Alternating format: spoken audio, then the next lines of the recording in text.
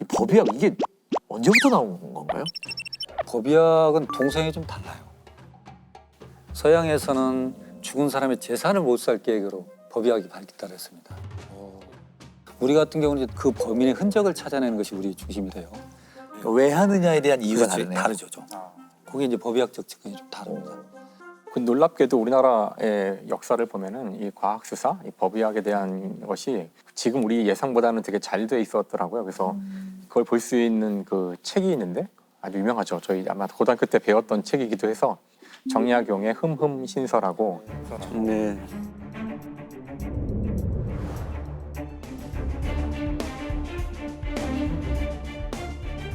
그래서 그 흠흠신서를 보면은 거기 굉장히 많은 그 과학 수사에 대한 지침이나 네. 수많은 사례들이 이게 정리가 되어 있더라고요. 그래서 제가 하나를 오늘 소개하고 싶은데요. 박여인 살인 사건이라고 해요.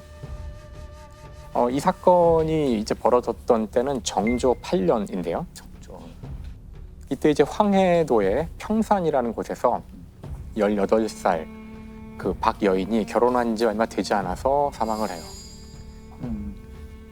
그래서 원래 이런 일이 생기면은 시체를 거만을 하는데 그 집에서는 이제 부랴부랴 이제 장례를 치르고 매장을 하거든요.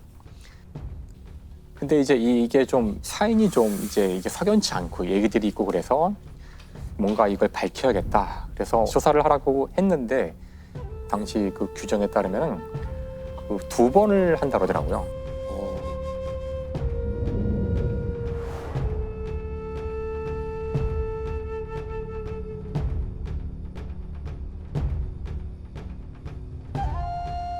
첫 번째 시체를 거만하고 두 번째 하는 사람은 처음과 전혀 상관이 없는 사람이 독립적으로 첫 번째 내용을 알지 못하는 상태에서 해서 이 두 가지가 일치해야지만 거기서 이제 사건이 종료가 되고 일치하지 않으면 세 번째 삼검을 하게 된대요.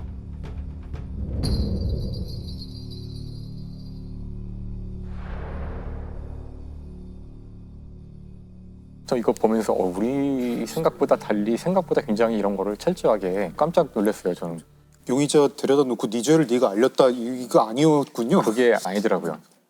그래서 첫 번째 이제 그 검안을 하러 갔을 때에는 여기 목 후두 윗부분에 2군데를 칼로 찌른 것 같은 상처가 있다. 그러면서 동시에 목에 그 목을 맨 그 상흔이 보이고 그게 이제 칼을 찌른 것이 그 살인에 의한 것이 아니라는 증거는 보통 누군가 자기 목을 찌르려고 그러면 가만히 있지 않을 거 아니에요. 그렇죠. 그래서 저항을 하다 보면 이제 손 이런데 이제 상처운이 생기게 되는데 그런 상흔이 없고 그것만 가지고 아마도 죽음에 이르지 못했기 때문에 칼로 찔렀을 거라는 추론을 한 것이고 네. 그래서 이것은 자살이다라고 결론을 내린 거더라고요. 처음에는 한 번 더 해지잖아요. 그러니까 이제 당시 전혀 다른 사람이 와서. 그렇죠. 그러니까 이제 또 다시 한번 보는데 뭐 처음과 크게 다르지 않은 결론이 나와요. 결론이 나와서 아마도 시어머니가 이 새로 들어온 이 며느리를 굉장히 괴롭혔고 아마 그걸 견디지 못하고 자살을 한 게 아닐까라고 이제 해서 이 사건을 종료를 하게 돼요. 그런데 친정에서는 이거는 뭔가 더 있다. 이거는 도저히 이해할 수 없는 죽음이다. 그래가지고 이 오빠가 이 죽은 박여인의 오빠가 한양에 가서 정조 임금이 행차를 할 때 거기 중간에 가서 징을 치면서 억울하다고 막 이야기를 이제 하게 돼요. 근데 그걸 듣고 이제 정조 임금이 이거 좀 이상한데 이거 다시 조사를 해라. 다시 조사를 하게 돼요. 일단 그 상처를 자세히 보면 상처가 2군데가 아니라 몇 군데 더 있다는 걸 알게 돼요. 아니 사람이 아무리 자살을 하려고 한다고 해도 목을 서너 차례를 찌르면서 자살을 할 수 있는 사람이 과연 있을까? 그렇죠. 쉽지 않죠. 그러게. 그리고 살인을 당했다고 하면은 보통은 본인이 방어를 하겠지만 그 급소를 한 번에 찔렸을 때에는 그거를 방어하지 못했을 수도 있다. 그러니까 단지 손에 그 상흔이 없다는 것만으로 이것을 자살로 하는 것은 말이 안 된다. 그래서 타살로 바꿔요. 그리고서 그 타살을 한, 그 살인을 한 사람은 아마 시어머니 최아지라는 사람인데요. 최아지가 주범이고, 그러면 이것이 며느리가 지금 18살인데 시어머니가 단독으로 이렇게 혼자 이걸 할 수 있었을까? 이거 좀 뭔가 이상하다는 거예요. 그래서 이번에는 암행어사를 파견해요. 지금으로 치면 뭐 특수 검사 같은 사람들이 온 거죠. 와가지고 이 사건을 다시 조사를 해요. 다시 조사를 해서 이제 처음과는 전혀 다른 식으로 결론이 나와요. 알고 봤더니 최아지가 다른 사람과 내연 관계가 있어서요. 그거를 이제 며느리가 알게 되자 며느리를 죽인. 그런데 사실 이제 이거는 그 내연 관계에 있는 사람이 외부인이 아니라 이 내부의 조카와 아주 근친 상간을 한 것이죠. 그래서 조정에서 굉장히 이건 도저히 용납할 수 없는 뭐 이런 식으로 이제 중요하게 다루어져서 최아지는 참형을 당하고 이제 그 이제 조카도 이제 교수형을 당하게 되는 사건이죠. 저는 이제 이 내용을 읽으면서 일단은 그 우리의 정말 생각과 달리 사또라 그러죠. 이런 예. 사람들이 앉아서 그냥 대충 이야기 듣고 이거 뭐 유죄야, 이거 뭐 무죄야 이렇게 할 줄 알았는데 이게 뭐 몇 번이나 검사하고 위에 장계를 올려서 위에서 검사를 받고 이게 이상하면 다시 돌려보내고 이게 몇 차례 가도 안 되니까 결국은 암행어사가 와서 그러니까요. 생각보다 많은 과정들을 거쳐서 살인이면 살인, 그 죽음의 원인을 좀 많이 밝혔었네요. 그렇죠. 그래서 흠흠신서가 그 흠이 흠모하다 할 때 그 흠자인데 이렇게 삼가다 그런 뜻도 있거든요. 그러니까 이게 삼가고 또 삼가고 철저하게 규명하라는 그런 뜻을 갖고 있다 그래요. 그러니까 우리 조상들도 무언가 최대한 진실을 규명하려는 그런 노력을 했다는 거를 깨닫게 된 것 같아서 참. 그래서 저는 진짜 이런 그 우리 선조들의 과학수사가 굉장히 뿌리나 역사가 깊다고 생각을 합니다. 사실 그렇죠. 저희 이제 법의학적으로 그런 말이 있어요. 사람은 두 번 죽는다. 처음에 육체에서 영혼이 빠져나갈 때 한 번 죽고 그 사람의 죽음을 기억하는 마지막 사람이 죽었을 때 두 번째 죽는다 이런 표현이 있어요. 그게 결국은 어떤 살인 사건이나 이제 억울한 죽음을 맞닥뜨리면 저희 법의학자도 그렇지만 담당 형사들은 그 죽음을 해결하지 못한 미제 사건은 평생 갖고 갑니다. 기억할 수밖에 없거든요. 그런 사건이 이제 이 전남 나주에서 있었던 드들강 사건입니다. 지금부터 한 20년 전에 있었던 사건이죠. 드들강 사건. 네.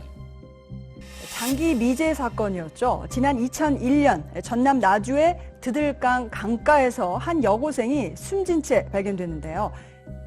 지난 2001년 2월 당시 여고생이었던 17살 A양은 나주 드들강변에서 알몸 상태로 숨진 채 발견됐습니다.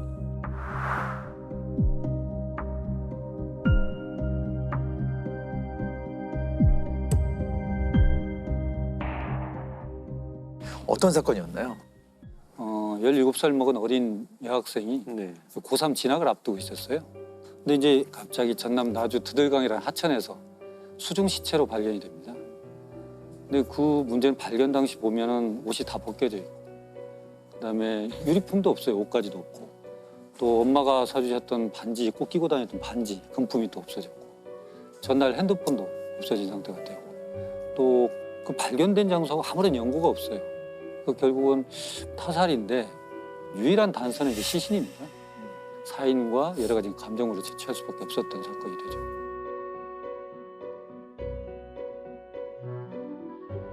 우선은 외표상에 보여졌던 것은 옷이 벗겨진 채로 여학생이 발견된 거기 때문에 성 관련 강력 사건 의심할 수밖에 없어요. 그래서 성폭행 과정 중에서 살아있는 상태였다면 어떤 저항이나 반항, 억압 손상이 있을 걸로 보여지는데 이 손목이나 이런 쪽에 피하 출혈이 있고 그럼 제압당했다는 거거든요. 그렇죠. 목 졸리는 적, 그다음에 가슴에 압박근 같은 게 있고 좌측 측두부나 후두부에도 뭔가 부딪히는 적이 있어요. 이게 폭행일 수도 있고 사망하는 과정이 부딪힌 것일 수도 있고. 이제 두드러진 것은 얼굴이 뻘개요. 이걸 이제 법의학적으로는 안면 우열 이렇게 표현하는데.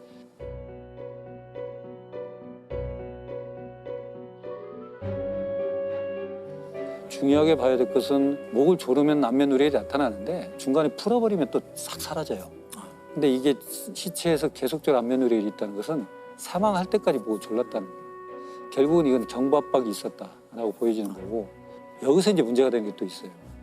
문제는 물속에서 발견됐으니까 피해자가 과연 물에 들어갔을 당시 생존한 상태였을까 사후였을까 이걸 봐야 되는데, 살아있는 상태였다면 물을 마시게 돼요. 그렇게 되면 물을 먹고 뿜고 하는 과정에서 기도에서 경련이 생겨요. 그럼 우리가 포말이라고 하는데 작은 거품 덩어리들이 생깁니다. 이것은 살아있는 상태에서 물에 들어갔다는 강력한 증거예요. 우리 법의학적으로는.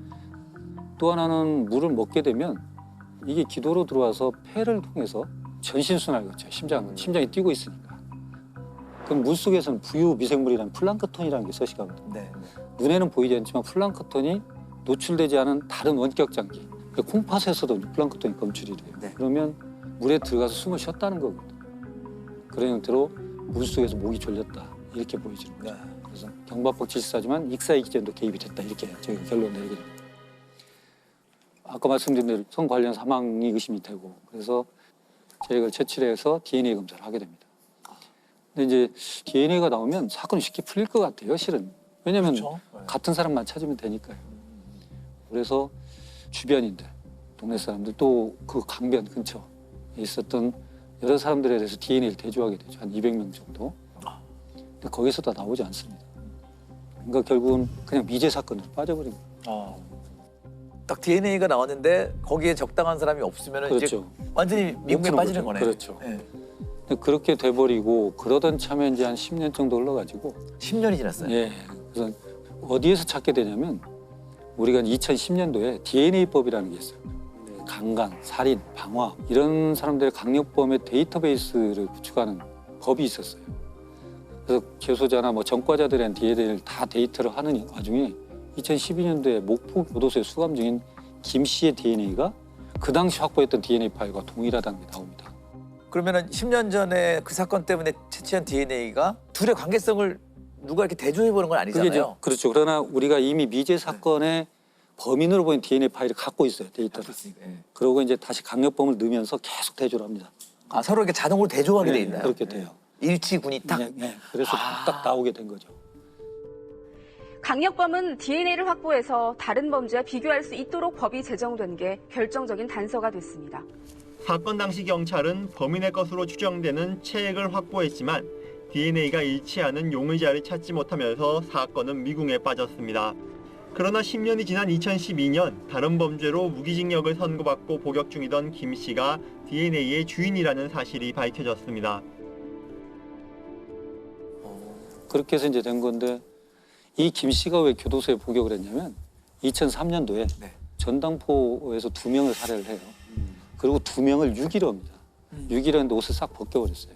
그러니까 비슷하죠. 네. 더더구나 피해자들이 갖고 있었던 시계, 귀금속 같은 걸 또 가져가고 그러니까 반지 없어진 거, 유기한 거, 벗긴 거 이게 유사하기 때문에 이건 범죄 행위 수법 비슷하다 이렇게 증명을 하죠. 근데 그렇게 됐는데 문제는 뭐냐면 왜 이 사람이 용의선상에 안 올랐을까? 네. 그 당시 이 김 씨는 사건 발생 당시로 보면 24살 정도 젊은 친구였어요. 이 A양하고 같은 동네에 살고 있었어요. 네. 그리고 같은 초등학교를 나왔고 A양이 다니던 PC방에 이 김 씨도 다녔던 것이 있고 근데 용의선상에 안 올랐던 거죠. 왜냐하면 김 씨가 그 당시에 주민등록지를 전남 장성에 있는 형네 집으로 해놨어요. 주소 등록지로만 리스트를 잡으니까 전혀 안 잡혔던 거고. 문제는 또 뭐가 있었냐면 그 해에 어떤 절도 사건을 있었어요. 절도 네, 사건이. 네. 그래서 그걸로 교도소를 들어가 있었어요. 또. 그러니까 DNA 검사도 안 하고 당연히 수사도 안 받게 되죠.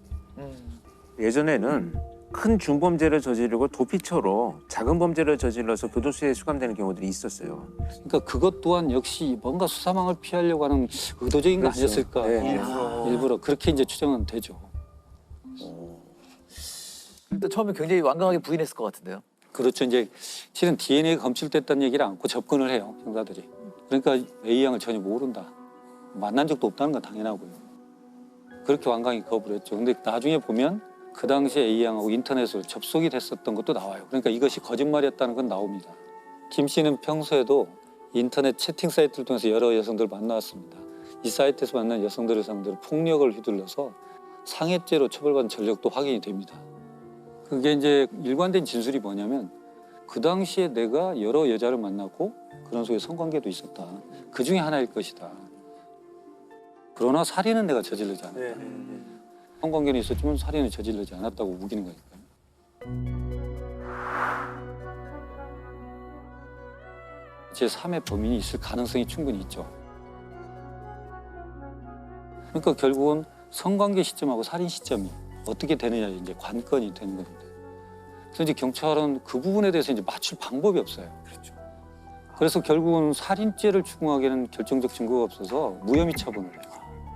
검찰은 어쩔 수가 없었던 거죠. 네네. 그렇게 됐었습니다. 그러면 이제 기소 못하고 그렇죠.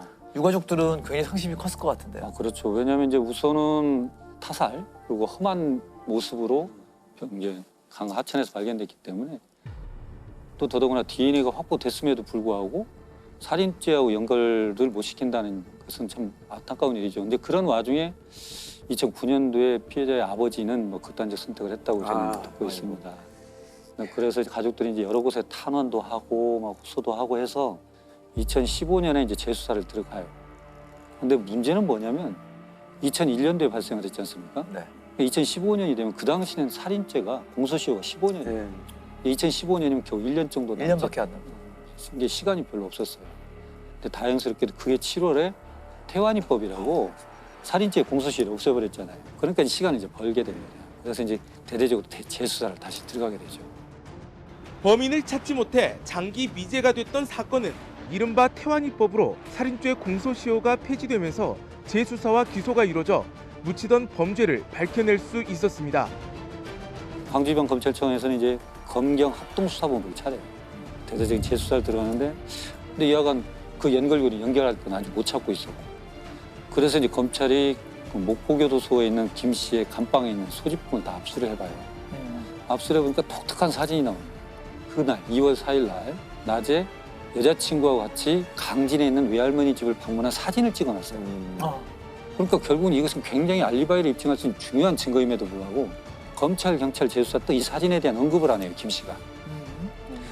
아까 우리 권 교수님 말씀하신 것처럼 알리바이를 만들다 보면 너무 완벽해지면 그 이상 반응을 한 거죠. 그러니까 이 사람도 이게 너무나 인위적인 색채가 나니까 얘기를 안 했던 거예요. 그렇게 해서 이제 그 사진이 나오게 되고 그걸 왜 가지고 있었을까요? 그것도 의심스럽고 또 이제 그래서 결국은 같이 복역한 수감자들 한 350명 정도 이제 인터뷰를 해요. 거기서 보니까 유사한 사건을 했다라는 얘기를 진술을 했다. 그리고 생리 중이었던 어린아이를 강간했다. 뭐 이런 얘기.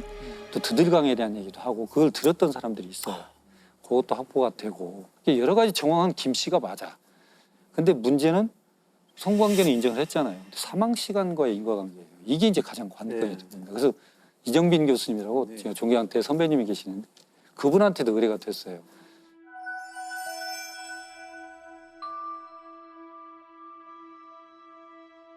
어디서 착안을 하냐면 아까 수중 시체로 발견됐다고 그랬잖아요. 그러니까 시신에서 증거가 소실될 확률이 높으니까 그래서 수사관들이 체액을 채취하는 과정을 정확히 기록을 했습니다. 뭐라고 기록을 했냐면 처음 채취할 때 입구에서 가까운 쪽을 할 때는 희멀건 정액이 나왔다. 묻어서 나왔어요. 면봉에. 그다음에 한번 채취하고 두 번째 넣었으니 깊숙이 집어넣었을 때는 끝에 생리혈이 붙어 혈액이 있고 그다음에 정액이 섞이지 않은 상태로 정확히 구분지어서 나왔다는 거예요. 이것을 이제 착안하신 겁니다. 왜냐하면 김 씨의 진술대로라면 성관계 이후에 며칠이 지났잖아요. 이 사람이 걸어서 다니거나 앉아있으면 중력이 작용하는 건 흘릴 수밖에 없어요. 혈흔과 정액은 섞일 수밖에 없습니다. 이렇게 경계가 명확하게 나왔다는 것은 이건 무슨 의미를 가질까 하고 이제 실험을 하세요, 이분이. 혈액은 본인 걸 뽑으시고 정액은 의사이신 아드님한테 정액을 받아가지고 둘을 놓습니다. 비닐팩에다가. 전혀 흔들지 않고 외력을 주지 않고 그러니까 전혀 섞이질 않아요. 네. 6시간 반이 지남에도 불구하고. 그러다 잠깐 흔들었더니 바로 섞여요. 그러니까 이걸 가지고 이정균 교수님의 말씀은 뭐냐면 성관계 이후에 정액이 배출되고 움직일 수 있는 전혀 시간이 주어지지 않았다. 특히 앉아있거나 또는 움직이는 그런 생존 반응이 없다. 그러니까 성관계, 성폭력이 돼도 성관계 이후에 사망까지는 굉장히 빨리 인접한 시간이 있을 것이다. 그래서 실은 성관계한 사람이 살인에 기했을 가능성이 아주 높다. 이렇게 이제 감정서를 내서 좁혔던 거죠. 그래서 이제 사건이 이제 풀리게 되고. 그러나 이제 김 씨는 끝까지 아직도 아니다라고 하죠. 근데 그것이 이제 그렇게 항변했음에도 불구하고 여타 이것들이 다 돼서 이제 2017년도에 무기징역 살인죄로 되죠. 그리고 이제 이게 대단하시죠. 공소시효가 없어지고 살인죄 공소시효가 없어지고 첫 유죄 판결이 있습니다. 전남 나주에서 발생한 드들강 여고생 살인 사건의 피의자가 16년 만에 무기징역을 선고받았습니다. 무참히 살해된 자녀를 떠나보내고 16년 동안 응어리진 삶을 살았던 가족들은 조금이나마 한을 풀게 됐습니다. 살인죄 공소시효가 폐지된 이후 A양이 성폭행당한 직후 살해됐다는 법의학 감정을 받아냈고 광주지방법원은 검찰 증거가 모두 효력이 있다며 마침내 무기징역을 선고했습니다. 사건 발생 16년 만입니다. 법의학이 진짜 결정적인 역할을 한 사건이네요. 범죄 해결에 있어서. 근데 이게 이제 법의학적으로 푼 건 맞지만 중요한 건 뭐냐면 그 당시에 의미가 있든 의미가 없든 그 당시 해석이 안 됐지만 네. 수사관들이 정확하게 체액을 채취하는 과정을 다 기록을 했던 거예요. 그렇죠. 그것이 단서가 됐고 그 당시 사진, 수사 보고서, 부검감령서 여타 것들이 다 종합이 돼가지고 이 사건을 풀게 되는 거죠. 그게 결국은 지금 단계에서는 해석이 되든 안 되든 그것이 의미 있는 소견이든 아니든 모든 걸 다 기록해야 되는 거예요. 그래서 정확했을 때 다음에 어떤 형태로 이걸 해석할 길이 생긴다. 이것이 하나의 교훈이 되는 거죠. 저는 중도 방죽이라는 곳을 갔는데 중도 방죽. 그 일제 강점기에 중도라는 이름을 가진 사람이 방죽을 만든 곳이래요. 갈 데가 엄청나게 평야처럼 굉장히 넓은 그 곳인데 야, 정말 장관이고요.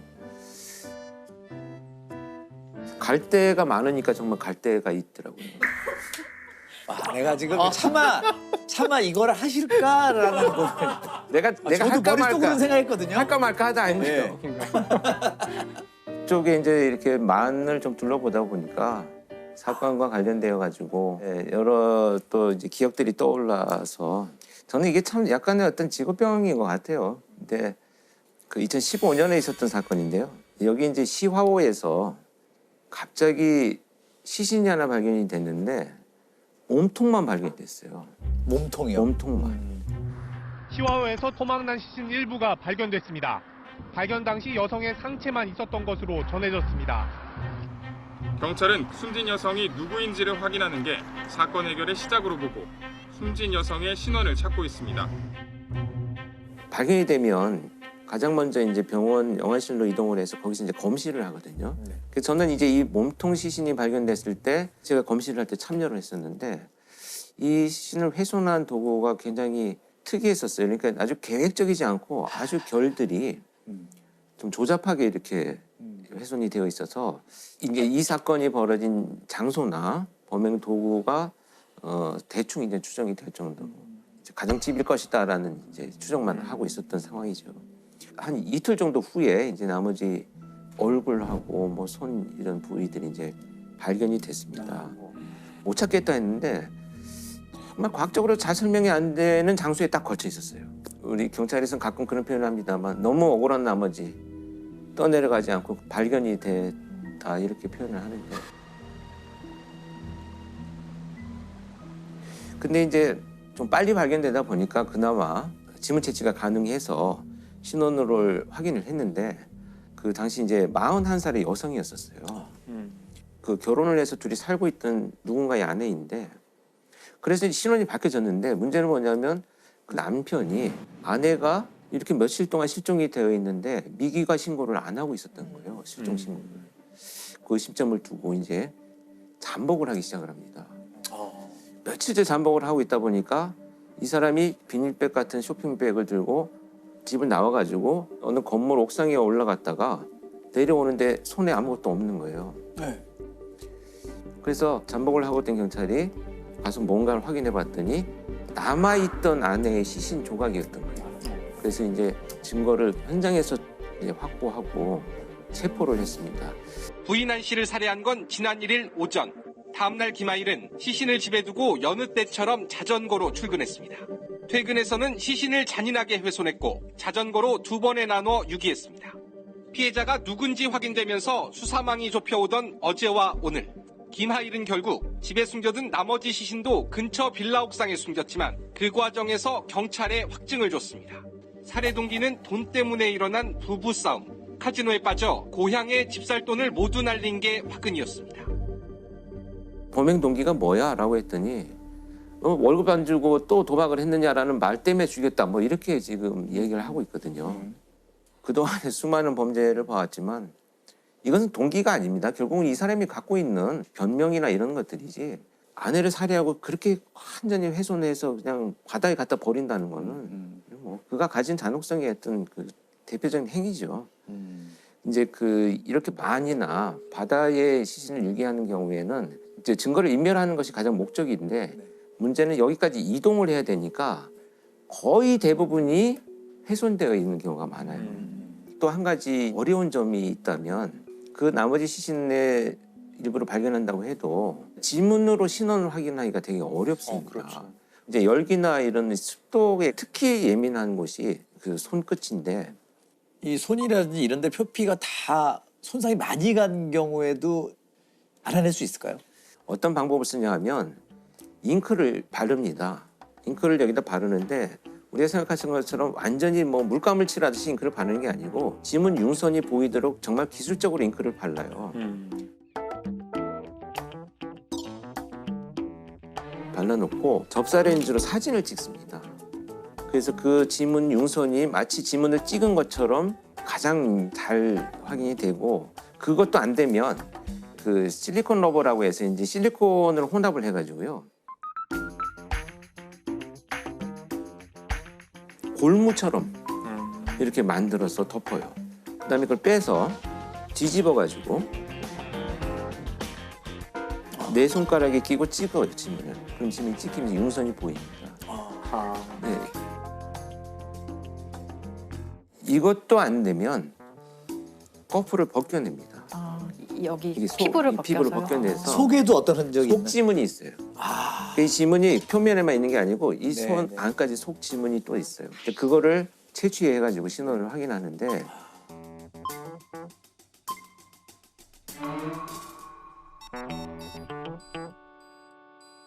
근데 이 익사 사건 제가 왜 말씀드렸냐면 이 그 지문 채취하는 것이 정말 우리나라 권위가 있군요. 권위가 있어요. 네. 전 모두 인정합니다.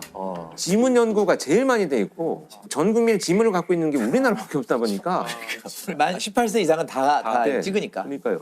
도대체 왜 그렇게 그 한국 사람이 지문을 잘하냐? 좀 우리 지문 많다 그랬더니 그게 아니고 한국 사람들 끝까지 찾는다는 거죠. 우린 끝까지 할 동기가 있는 거죠. 반드시 지문이 있으니까. 어딘가 있으니까. 어딘가에 있고 찾아낼 수 있으니까. 그렇죠. 데이터베이스에 있을 수 없이 있으니까. 모르면 하다가도 이거 열심히 해봤자 뭐 찾을 수도 이럴 텐데 우리는 반드시 있으니까 그러니까 이제 외국 같은 경우는 강력범죄 전과가 있는 자들만 보관을 그 하니까 데이터에만. 없을 수도 있는 거지. 그 익사 사고의 지문 감식이 해외에서도 그 활용한 경우가 있죠. 대한민국 지문 기법이 정말 세계적으로 활용된 사례가 몇 개 있어서 잠깐만 소개를 제가 드려볼까 하는데요. 아마 2004년에 일어났던 여러분들 다 알고 계시는 쓰나미, 인도양 쓰나미. 네, 네. 수마트라 섬에서 이제 쓰나미가 발생을 해가지고 뭐 인도네시아, 태국, 스리랑카, 인도 전부 다 덮쳐가지고 쓰나미가 수많은 사람들이 이제 사망하고 실종이 됐죠. 그 추산되기로는 사망자가 28만 명 정도가 됩니다. 실종자도 14,000명 정도 이렇게 되는데 문제는 우리 한국인들이 자국민들이 이제 거기 계셨던 거죠. 그래서 이제 전 세계의 그 이 CSI 요원들이 파견이 돼가지고 자국민들 신원을 확인을 해가지고 빨리 시신을 수습하는 일에 참 이제 투입이 됐었는데 시신이 발견되면 이제 누가 누군지 모르니까 한국인 시신만 우리가 신원을 확인하는 게 아니고 다 지문을 채취해서 그냥 서로 데이터베이스로 공유하는 이런 이제 작업들을 했는데 워낙 물에 불어 있으니까 드라이기로 이거를 이제 말리기 시작을 했어요. 이제 CSI들이. 그런데 우리나라는 그 기법을 안 씁니다. 어떻게 했냐면 끓는 물에 한 3, 4초간 살짝 넣었다가 빼면 피부가 갑자기 팽창을 해요. 3, 4초 만에. 이건 고온 습열 처리법이라고 해서 지금도 이 방법으로 지문을 채취하고 있는데 근데 외국 수사팀 많이 배웠겠네요. 그래서 1시간 동안 드라이기로 시신을 말리고 있는 다른 외국 CSI들보다 훨씬 많은 지문을 계속 채취를 해서 막 인적사항을 밝혀내는 거예요. 신원을 밝혀내는 거예요. FBI가 전 세계 CSI들을 다 모여. 자 이제 한국 CSI한테 배워 이거. 해가지고 그 다음 날부터 열흘 걸리기 한 이틀 만에 모조리 해서 우리 대한민국이 가장 빨리 수습해서 귀국했던 이 사건이 그 쓰나미 사건입니다.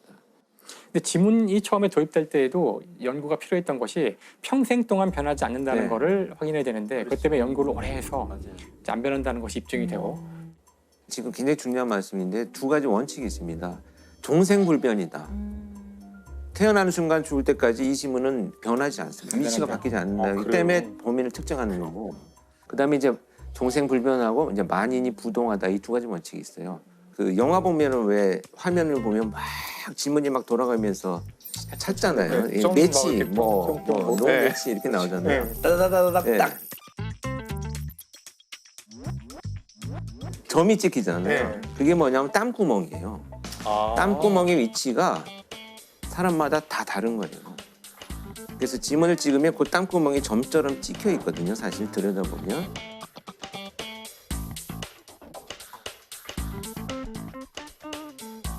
그 위치에 똑같은 장소에 그것이 있어야 이 사람이 동일 지문 판결을 하는데 우리나라는 굉장히 엄격해서 14개가 넘어야지 동일인으로 판정을 하게 되어 있죠. 그다음에 문양도 변하지 않아요. 동그랗게 말린 지문이 있고요. 한쪽으로 이렇게 맞아요. 이렇게 한쪽으로 재상문, 와상문 이렇게 표현하는데 문양도 이쪽 오른쪽이 있고 왼쪽이 있고 이게 다 달라요. 그 번호들이 다 있어서 만약에 장강명 선생님이다 그러면 이 지문 번호가 있어요. 78931 뭐 이렇게 해가지고 번호가 있어요. 그러면 그 번호를 찾아요. 아, 일일이 볼 필요 없이 일단 그 번호를 가지고. 근데 그 번호가 다 번호가 같은 사람은 있어요. 그럼 이제 그때 번호가 같은 사람은 있는데 그때 이제 구분해. 좁혀가는 거죠. DNA랑 비슷한 방법이네요. DNA도 숫자 몇 개 가지고 일단 저장해놓고. 아니 이게 지문이 손가락, 그러니까 사람에 관련된 지문만 있는 게 아니고 개 코에 지문이 다 다르대요. 개가. 아, 개 코에도 지문이 있나요? 코 여기 번지르르 한 데 있죠. 아, 여기 지문. 이거 개가 겹치지 않는데요. 그래서 이 애완동물의 이 코 지문을 등록제로 하는 방법으로 우리나라 회사가 그쪽에서 엄청 큰 상을 받았대요.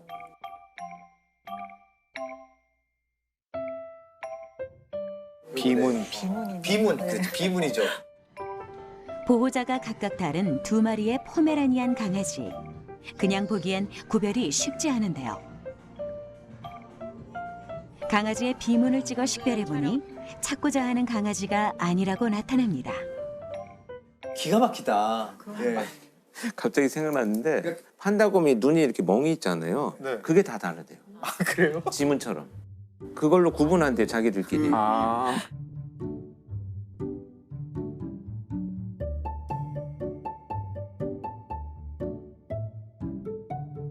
문양이 다 다른. 실제로 자연에서 그렇게 패턴이 만들어질 때 굉장히 수많은 요인들이 작용하기 때문에 패턴이 완전히 똑같은 경우는 거의 없어서 얼룩말도 똑같지 않다고 하더라고요.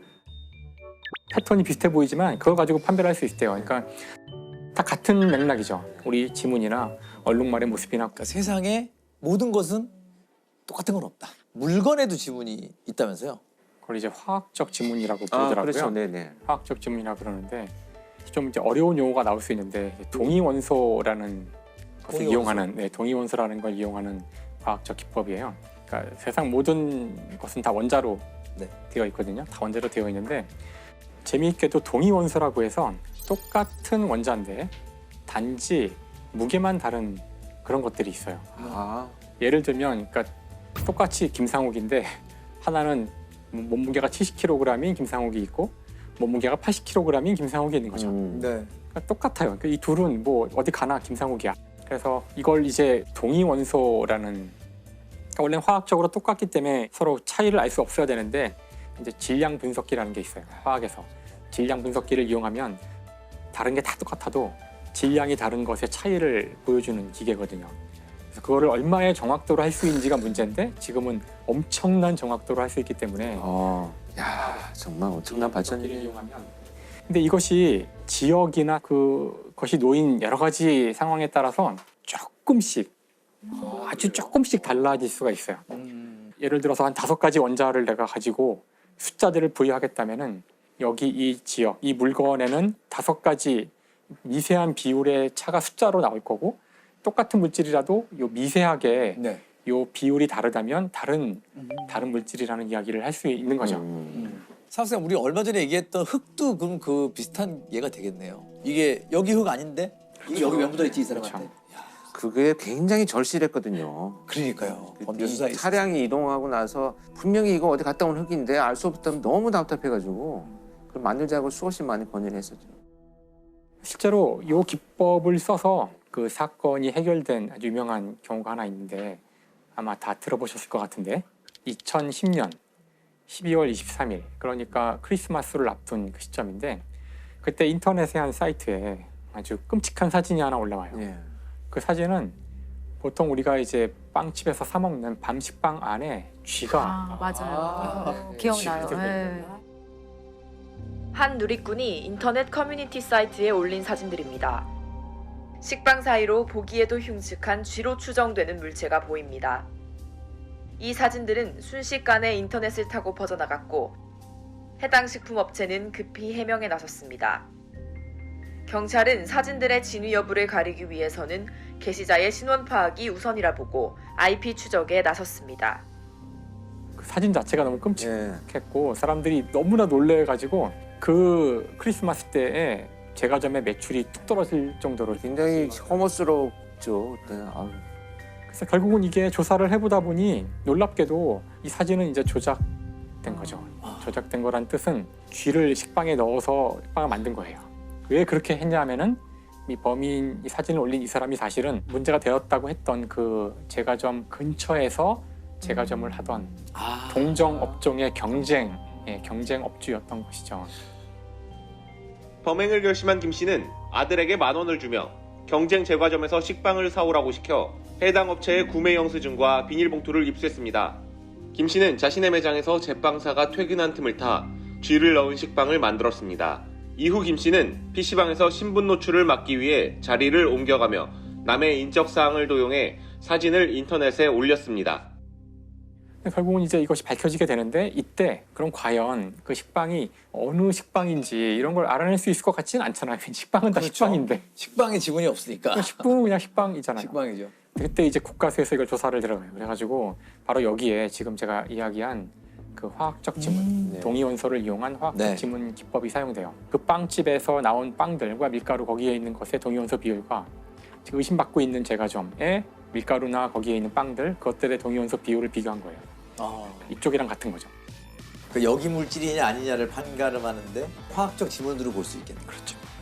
국가원은 쥐식빵의 겉모습이 김씨 매장에 있는 빵틀과 일치하고 칼슘과 마그네슘 또 나트륨 등 빵의 성분 역시 김씨 매장의 식빵과 유사하다고 밝혔습니다. 이 일은 제가 한 일이니까 혹시나 다른 제빵 관련된 일을 하시는 분들에 대해서 의심스러운 눈치를 주지 않으셨으면 하는 마음이고요. 염치는 없지만 지금 이런 장면들이 자꾸 많이 나가면 나갈수록 가족들에 있는 그에 상응하는 또 다른 피해들이 있으니까요. 좀 자제 좀 부탁드리겠습니다.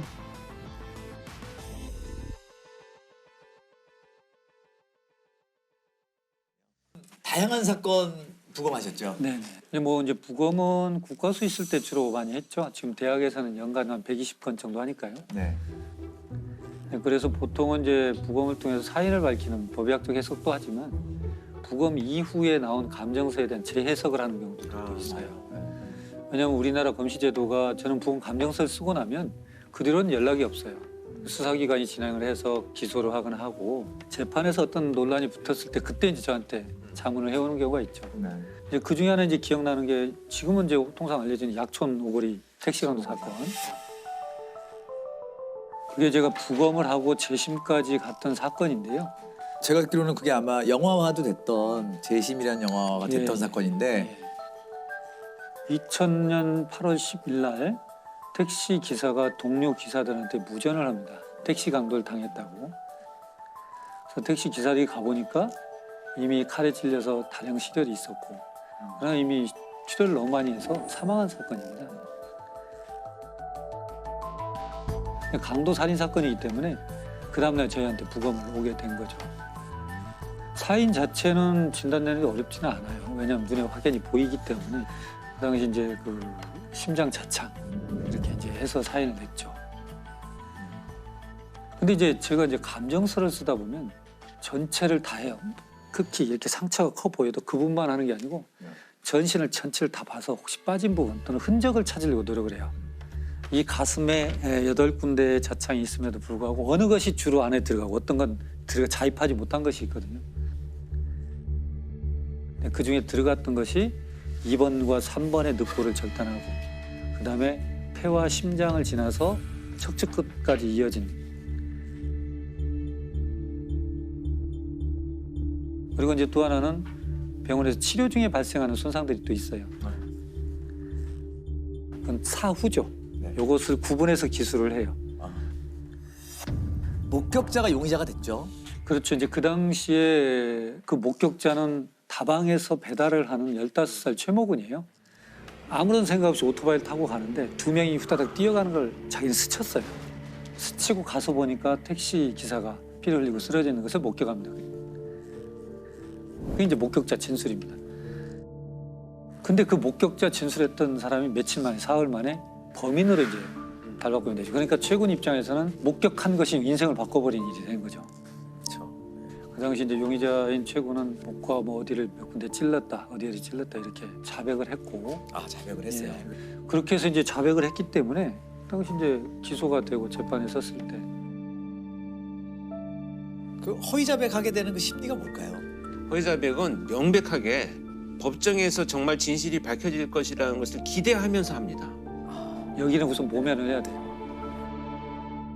이미 나는 살인범으로 지목이 됐어요. 지금 여기는 아무도 나를 믿어주지 않아요. 그런데 법정에서는 정말 전문가도 나오고 진실이라는 것은 반드시 밝혀질 거야. 이 기대는 지금 이 상황에서 벗어날 수 있는 어떤 동기를 작용을 하는데 거기에 대한 연구들이 많아요. 그래서 1심에서 이제 자백은 실은 허위였다. 그리고 가혹행위 때문에 내가 허위 자백을 했다라고 얘기를 하게 되죠. 그래서 1심 재판에서는 그렇게 얘기했음에도 불구하고 그대로 받아들이지 않고 유죄가 되죠. 2심에서는 다시 이제 항소를 했지만 변호사, 국선 변호사의 논리는 그렇습니다. 이게 너의 유죄의 증거도 없지만 무죄를 입증할 방법도 없으니 그걸 받아들이고 선처를 바라는 게 어떻겠느냐. 그래서 1심에서는 그 당시 15살인 최군의 소년범으로서는 최고형이니까 15년을 선고받고 2심에서는 그렇게 해서 10년으로 감형이 돼요. 2000년에 발생했지만 2010년에 만기 출소를 합니다. 근데 그 사이에 이제 어떤 문제가 있으면 나중에 저도 이제 알았고 정리를 해보면 2003년도에 누군가가 내가 이렇게 살인했었다라고 얘기를 하는 것이 첩보에 잡혔어요. 경찰서에. 한 10대 소년이 택시 살인 강도 혐의로 3년 가까이 옥살이를 하던 중 진범으로 보이는 용의자가 붙잡혔습니다. 택시 강도 미제 사건을 수사하던 경찰은 용의자 22살 김모 씨로부터 자신이 지난 2000년 8월 택시기사 강도 살해 사건을 저질렀다는 자백을 받아냈습니다. 그런데 이 친구들이 가서 보니까 48시간 만에 풀려나거든요, 본인들이. 택시기사 살인 사건의 진범이라고 자백한 용의자를 경찰이 하루 만에 풀어줬습니다. 경찰은 자백의 신빙성이 없고 증거가 충분하지 않기 때문에 불구속 수사를 하겠다고 말할 뿐 뚜렷한 석방의 이유를 설명하지 못하고 있습니다. 그래서 자기를 뭐 처벌할 의사가 없는 걸로 생각이 되니까 실은 그냥 뭐 가족들한테 관심 받으려고 허위로 진술한 것이다라고 해프닝으로 끝나버렸어요. 그래서 결국 이제 최고는 만기 출소를 했고 그래서 2010년에 나와서 2013년 그때 재심 청구를 해요. 근데 재심 청구를 하는데 이제 받아들일지 안 받을지 문제가 되는 건데 군산지청에서 이 사건을 맡고 돈에 이제 제가 법의학자고 혼자니까 저한테 법의학 전문 소견을 좀 들어보려고 저한테 그 사건 얘기를 설명해 주니까 그 사건이 이 사건인가 하는 생각이 드는 거예요. 저는 그때까지도 약천 오거리 사건인 줄 몰랐어요. 명칭을. 그때 부검하셨으니까. 했습니다. 전혀 그다음 자문을 받아본 적이 없으니까. 그래서 우리가 이제 감정서 나갈 때 사진을 첨부했어요. 이거 나가요.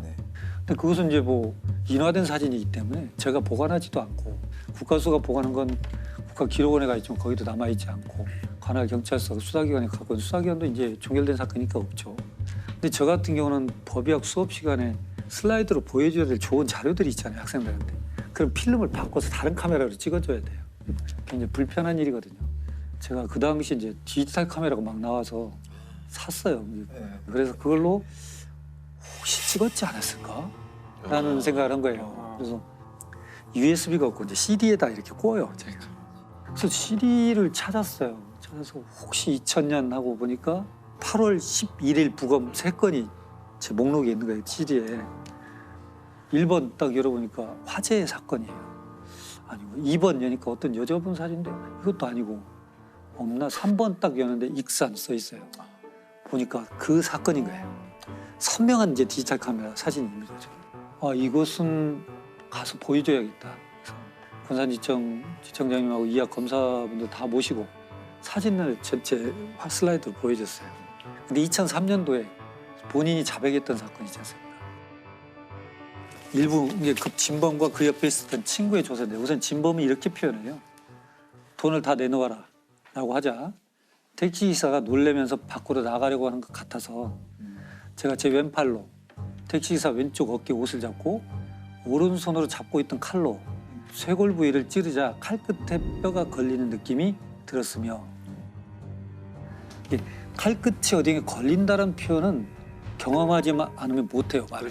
그건 소설 속에도 없고 배우지 못해요. 2번과 3번의 늑골을 절단하고 그다음에 폐와 심장을 지나서 척추끝까지 이어진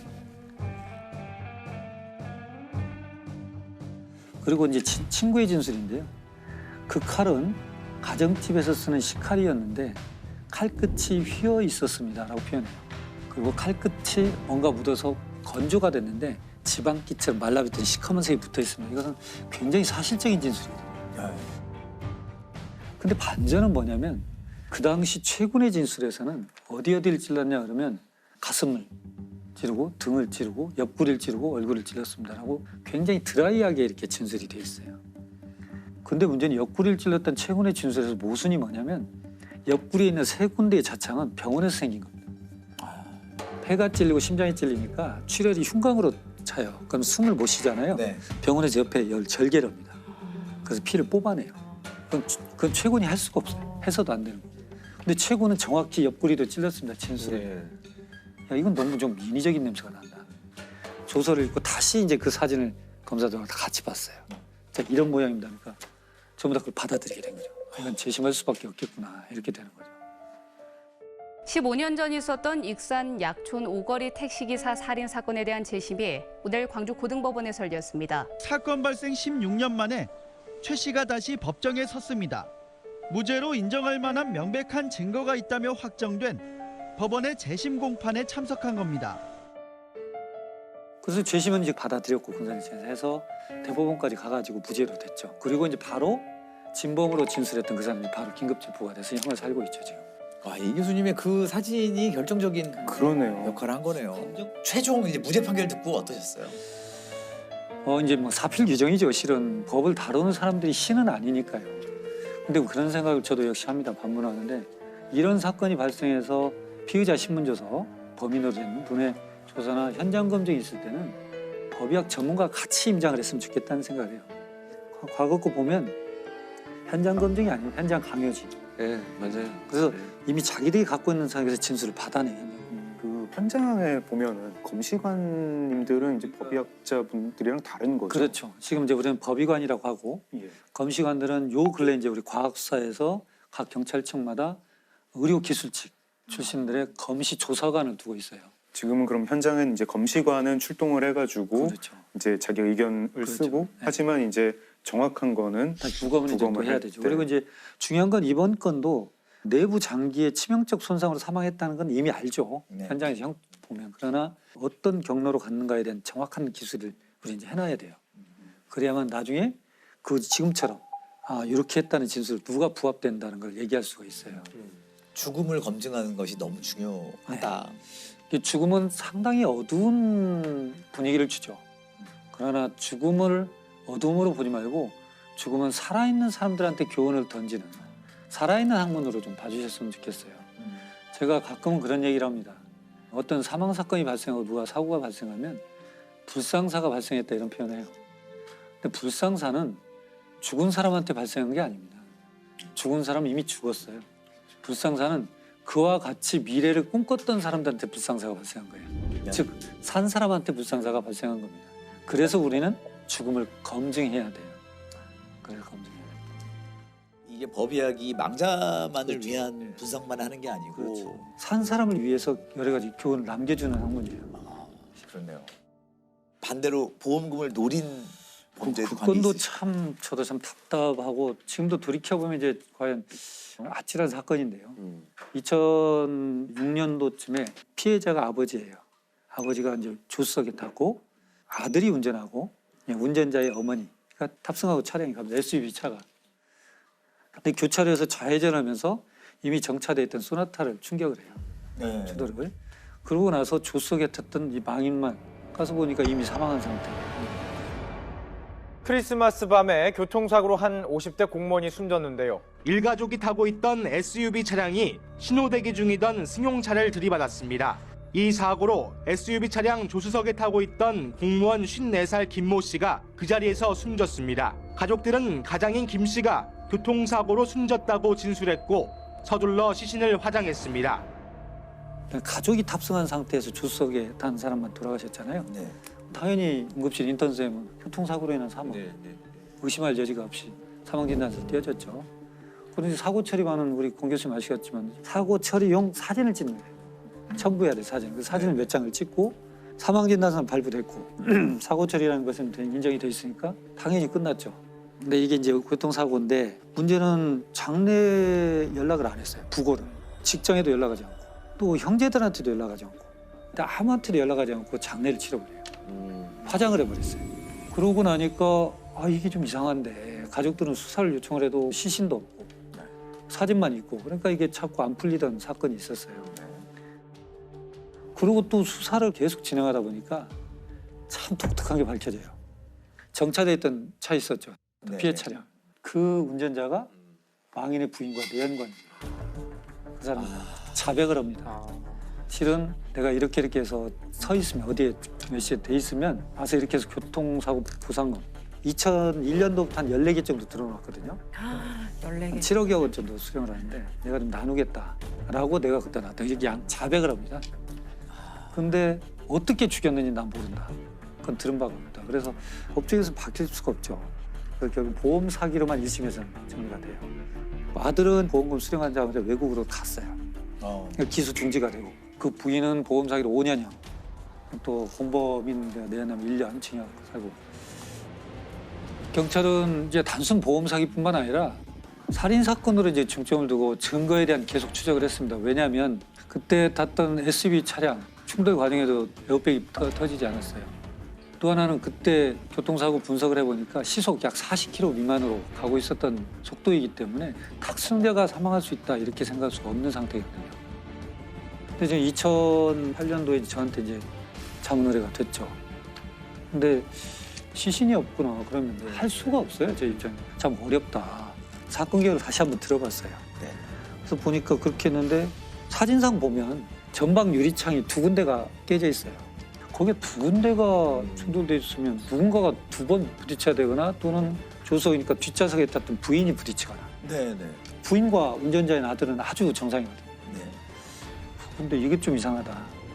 근데 시신 장례식장에서 찍은 사진이거든요. 지금 교통사고 처리반이. 근데 딱 뒷면을 보는데 시반이 형성이 잘 돼 있어요. 시반이라는 게 그 피가 이제 고여가지고 그럼 피부 결국은 밑에 우리가 사망했다 그러면 심장이 멈추는 거거든요. 심장이 멈추면 혈액이 돌아다닐 힘을 잃어요.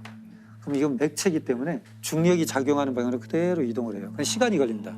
어느 정도 자리 잡으면 색깔이 나타나기 시작해요. 근데 이 사람은 앉아있는 상태에 사고가 나고 응급실 가서 계속 실려가면서 등 뒤로 이동할 수 있겠죠. 근데 시반이 사망한 지 1시간 반 만에 그렇게 형성될 수가 없어요. 조수석에 타기 전에 이미 누워있는 상태에서 시반이 형성됐어야 돼요. 사망 시간을 그 훨씬 전으로 봐야 돼요. 그래서 2심에서는 이게 이제 무기징역이 되죠. 그리고 이제 살인 혐의가 돼서 외국에 나와 있던 아들은 민터폴로 체포가 돼서 들어왔죠. 둘 다 이제 무기징역. 단순 교통사고 같았지만 망자의 부인과 아들이 범인으로 지목됐습니다. 김 씨 앞으로 14개의 보험이 가입돼 있었고 피해 차량 주인이 숨진 김 씨 부인의 내연남인 것도 의문이었습니다. 재판부 역시 김 씨가 살해된 상태로 사고를 당했다고 판단했고 김 씨의 부인과 아들에게 각각 무기징역을 선고했습니다.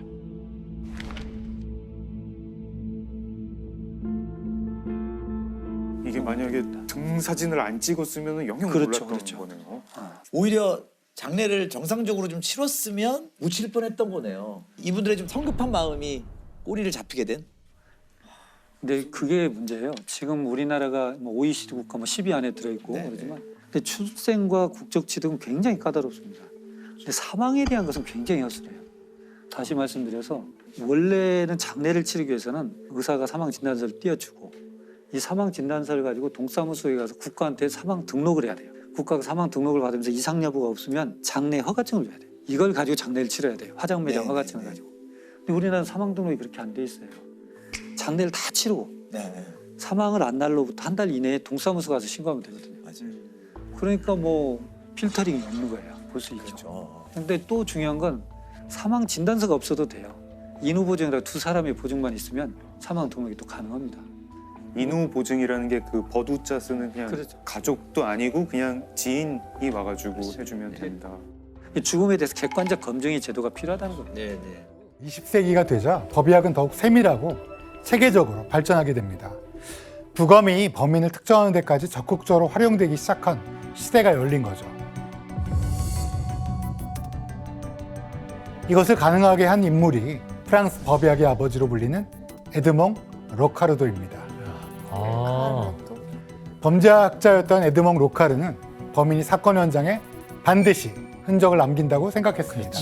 현장에 다 답이 있지. 그래서 발자국, 담뱃재, 립스틱 자국, 피 자국 등 이 모든 것들이 범인이 누구인지를 증명하는 결정적인 증거라고 주장했습니다. 그리고 더 나아가 범죄 수사를 위한 새로운 원칙을 하나 세우게 됩니다. 과연 뭘까요? 범인은 현장에 다시 돌아온다. 비슷합니다. 많이 들어보신 내용인데 현장 보존? 비슷합니다. 그러니까 그 원칙은 바로 모든 접촉은 흔적을 남긴다라는 겁니다. 이 원칙으로 인해 부검 과정에서도 미세 증거를 찾는 일이 아주 중요하게 됐습니다. 남아있는 게 다 증거가 될 수 있겠네요. 그렇습니다. 이렇게 에드몽 로카르가 유럽에서 법의학을 체계화하던 20세기 초 미국에서는 법의학적 검시 제도에 기틀을 마련한 사람이 등장하게 됩니다.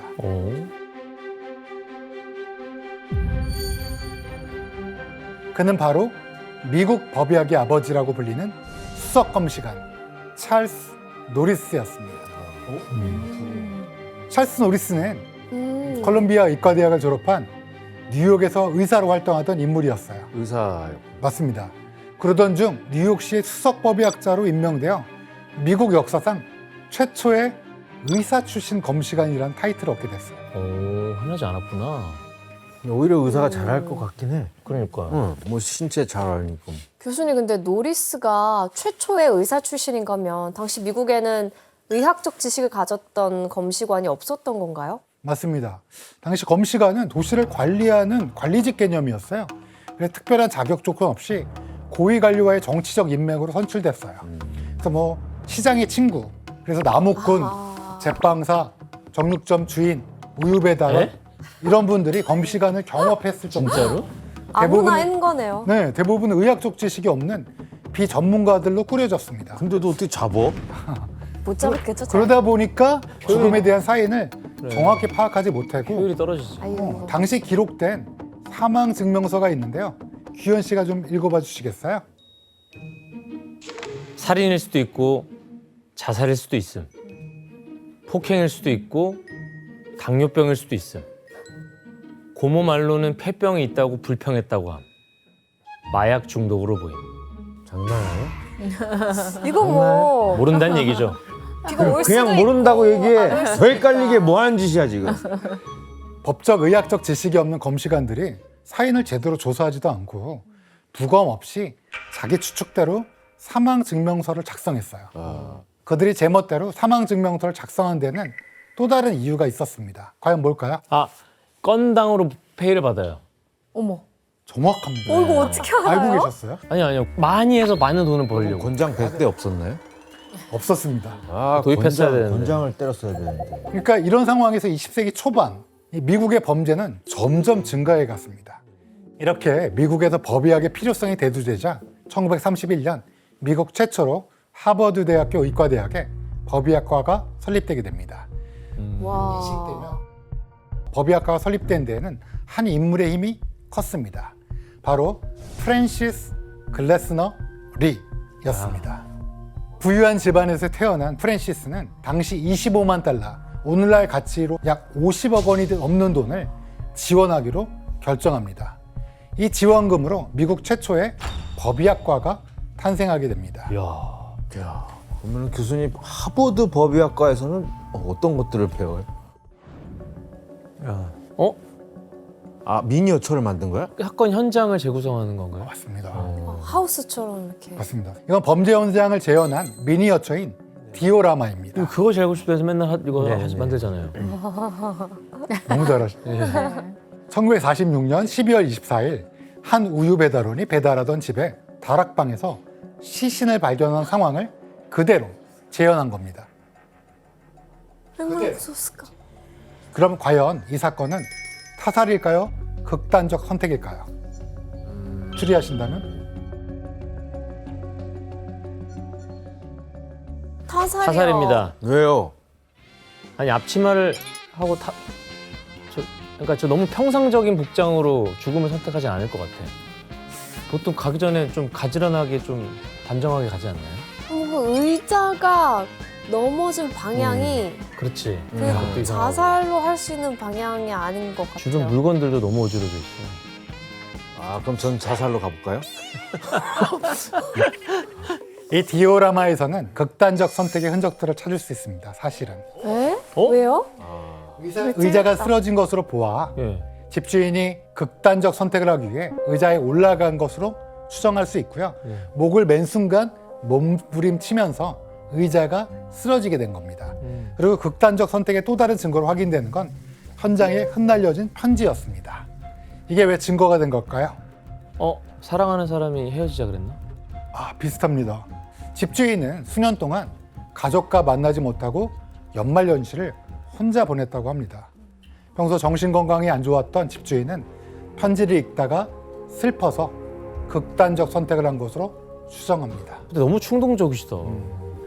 이 교육생들은 이런 디오라마를 보면서 증거를 어떻게 수집하고 또 제공된 부검 결과를 반영해서 사건을 재구성하는 훈련을 했습니다. 저 만드는데 오래 걸리겠네. 그래서 정확한 사망 원인을 밝히고 사건의 진실을 추론하는 방법을 터득했던 거죠. 이런 하버드 대학교 법의학과의 체계적인 교육을 통해 미국의 법의학은 한층 더 발전하는 계기를 맞게 됩니다. 그런데 법의학의 발전에도 불구하고 이를 비웃기라도 하듯 범죄는 더욱 잔혹하고 끔찍하게 진화해 갔습니다. 진짜?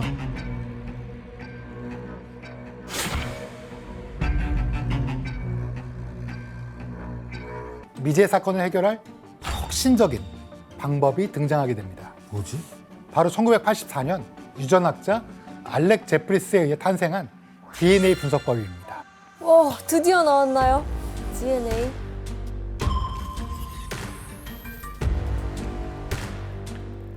DNA의 엑선 필름을 보다가 우연히 DNA 패턴에 고유성이 있다는 걸 알게 됩니다.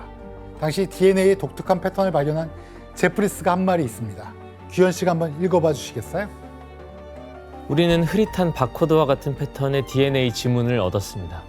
이 패턴은 개인마다 달랐고 가족 내에서 유전된 것 같았습니다. 완전히 새로운 DNA 기반 식별법을 발견해 유레카를 외친 순간입니다. 이야, 이제 아예 새로운 패러다임이 바뀌는 순간인 것 같은데. 그렇습니다. 난 이게 진짜 제일 신기해. DNA를 어떻게 알아? 그래서 알렉 제프리스는 이 DNA의 식별법의 개발을 통해서 영국의 황실에서 자기를 받게 됩니다.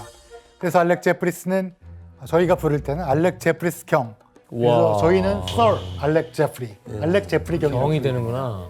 이 제프리스와 그의 연구팀은 생김새, 가족관계, 건강 상태 등의 정보가 담긴 사람을 식별할 수 있는 부분을 발견하게 된 거예요. 그리고 이건 DNA 염색체를 바 형태로 표현한 건데 마치 바코드 같다고 생각하시면 됩니다. 이 DNA는 전 세계 약 80억 명의 인구 중에서 일란성 쌍둥이를 제외하고는 같은 사람이 단 한 명도 없습니다. 진짜? 이렇게 DNA 분석법은 법의학에서 중요한 영역으로 자리 잡게 됩니다. 근데 그러면은 DNA는 어떻게 확인을 할 수 있죠? 네, 이 DNA는 사건 현장이나 피해자의 시신에 남아있는 혈흔, 타액, 정액, 모발, 피부 조직 등 소량의 생물학적 증거만으로도 확인이 가능합니다. 다 되네. 맞습니다. 이론상으로는 규현 씨가 지금 지원 씨 딱 만졌잖아요. 예. 여기에도 각질 세포가 떨어지면서 거기서도 규현 씨의 DNA를 우와. 측정할 수 있어요. 이렇게 분석하면 99.99% 정확하게 신원을 확인할 수 있는데요. 이렇게 알렉 제프리스에 의해 발견된 DNA 분석법은 이후 범인을 검거하는데 완전히 패러다임을 바꾸게 되는 역사적인 전환을 가져오게 됩니다. 와, 이젠 이거 없으면 안 되잖아요. 맞습니다. 이렇게 DNA 분석법은 특정 범죄를 해결하는데 가장 큰 역할을 하게 되는데요. 그것은 무엇일까요? 뭐 성범죄 아니야? 그러니까 성범죄밖에 없지. 맞습니다. 바로 성범죄였습니다. 성범죄의 경우 피해자와 가해자 간의 신체적 접촉이 일어나기 때문에 범행 현장에 정액이나 침, 머리카락, 그리고 피부 조직이 남기 쉽습니다.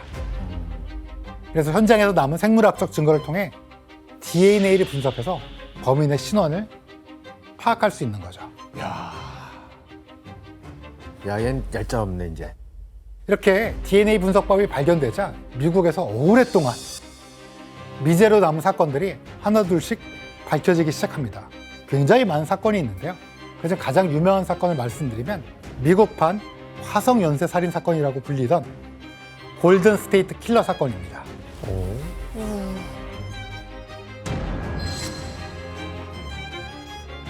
1973년부터 1986년까지 약 13년 동안 캘리포니아 일대에서 50여 명의 여성이 성폭행당한 사건으로 약 40년 동안 범인이 잡히지 않은 미제 사건이었어요. 40년 동안. 근데 40년 지나도 잡을 수 있어요? 왜냐하면 수 있죠. 경찰관 분들이 보관하고 있었던 거야. 그 모든 차액이 묻은 거를. 네. 그런데 지난 2018년 드디어 일명 골든 스테이트 킬러라 불리는 범인의 정체가 밝혀졌습니다. 조지프 제임스 드엔젤러. 그의 이름이었습니다. 경찰이니까 잡기 더 힘들었겠네요. 네, 맞아요. 저 지금 소름 돋았어요. 이게 사실 밝혀지게 된 건 재밌는 일화가 있는데요. 경찰들이 너무 잡고 싶었어요. 그러니까 이 DNA를 어디에 올렸는지 아세요? 이 범인의 DNA를? 왜 올리지? 바로 족보 사이트예요. 그래서 또 올린 사람 중에 DNA 패턴이 비슷한 친척이 있는 거예요. 그래서 접근했는데 그의 정체가 바로 동료 경찰관이었던 조지프 제임스 드엔젤러였던 거예요. 우와. 경찰로 밝혀지자 사실 모두가 경악했어요. 왜냐하면 경찰이었던 그는 42년간 수사망을 피해가며 갖은 범죄를 저질렀고 아내도 있고 세 딸이 있었어요. 굉장히 자상한 아빠였고 그러니까 모두 놀랐던 거죠. 딸인데 어떻게 저런 짓을 할 수 있어? 그런데 재판에서 드엔젤로의 잔혹한 여죄들이 더 드러나게 되는데 바로 13건의 살인사건이 밝혀지게 된 거죠. 결국 판사는 법에 따라 부과할 수 있는 최고 형량을 선고한다며 가석방 없는 종신형을 선고했습니다. 살려주면 안 돼. 프로파일러는 이 DNA 분석법이 이제 법의학에 활용된 후에 범인 검거에 얼마나 도움이 되죠? 특히 뭐 범죄 수사뿐만 아니라 다방면에서 DNA는 지금 도움을 주고 있는데요. 우리나라의 경우에는 이 DNA 신원 확인 정보의 이용 및 보호에 관한 법률이 2010년에 도입이 되어 가지고요. 2022년까지 12년간 교도소 수용자의 DNA와 관련된 재수사를 진행을 했습니다. 그 결과 기소까지 이어져서 형이 확정된 경우는 1073건에 달했고요. 그중에 649명은 실형을 선고받게 됩니다.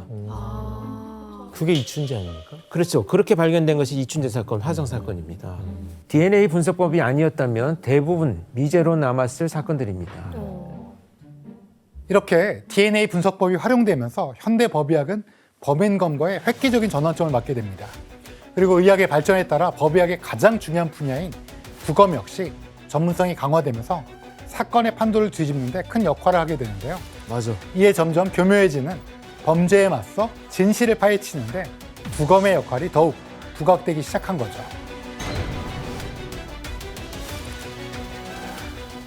부검으로 인해 재조명된 사건 중 대표적인 것이 바로 2001년 미국에서 일어난 마이클 피터슨 사건이었습니다. 또 뭐야? 2001년 12월 9일 새벽 2시 40분 미국의 소설가 마이클 피터슨은 자택에서 아내 캐슬린이 계단에서 떨어져 있는 것을 발견하게 됩니다.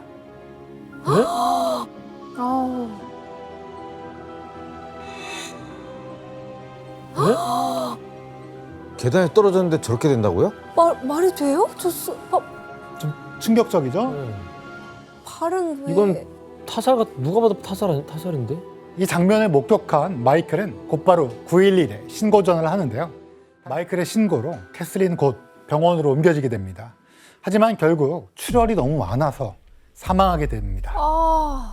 사고와 관련해 마이클은 캐슬린이 신경안정제와 술을 함께 먹고 계단에서 넘어져 추락했다고 주장합니다. 와. 말도 안 돼. 무슨 추락해서 저렇게 될 수 있어요? 그리고 부검 결과 역시 캐슬린의 혈중 알코올 농도가 0.07%, 신경안정제인 륨을 한 5에서 15mg, 한 2알 정도를 복용한 걸로 나타났습니다. 진짜 먹었다고?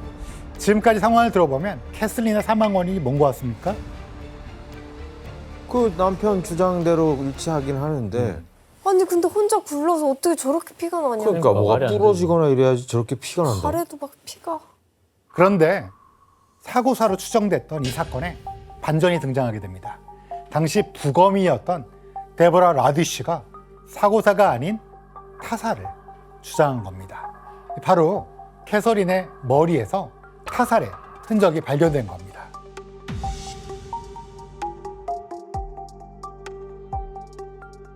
여기 보시면 크게 3개의 영역으로 구분되어 있는데요. 보시면 이렇게 약간 줄무늬처럼 그려져 있는 게 찢어진 상처예요. 이런 걸 저희는 열창이라고 하는데요. 여기 머리에서 보시면 방향이 여러 개, 하나, 둘, 셋, 넷, 다섯, 여섯, 일곱. 사실은 계단에서 구르면서 방향이 이렇게 다양하게 나오는 경우는 드뭅니다. 아, 진짜. 그다음에 이분의 손목에 또 얼굴에 구타의 흔적과 잡아챈 흔적들이 있어요. 와, 진짜로? 그치, 그러면 부검이가 타살리의 정황을 지금 찾아낸 건데 네. 추락한 거라고 주장을 했던 남편은 뭐 어떤 반응을 보였어요? 남편 마이클은 일관되게 계단에서 넘어져 생긴 상처라고 이거 사고사다 이렇게 주장했습니다. 결국 검찰과 마이클은 치열한 법적 분쟁을 벌이게 되는데 결과는 어떻게 됐을까요? 좁겠죠. 이런 것들. 증거가 이렇게 넘치니까. 네.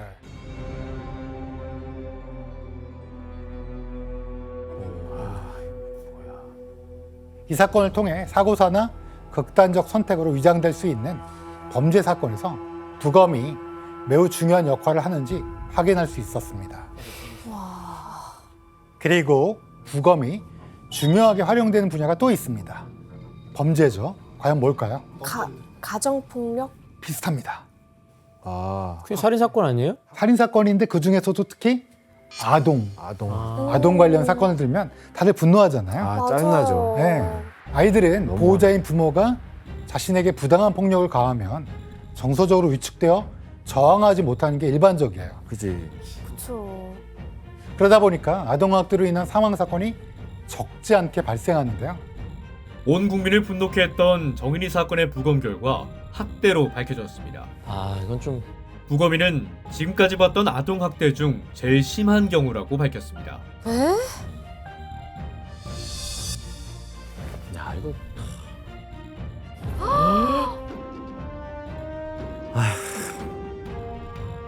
뭐 거의 뭐 아동 학대가 진짜 제일 짜증나. 뭘 알고 맞았어? 선발 받아야 돼.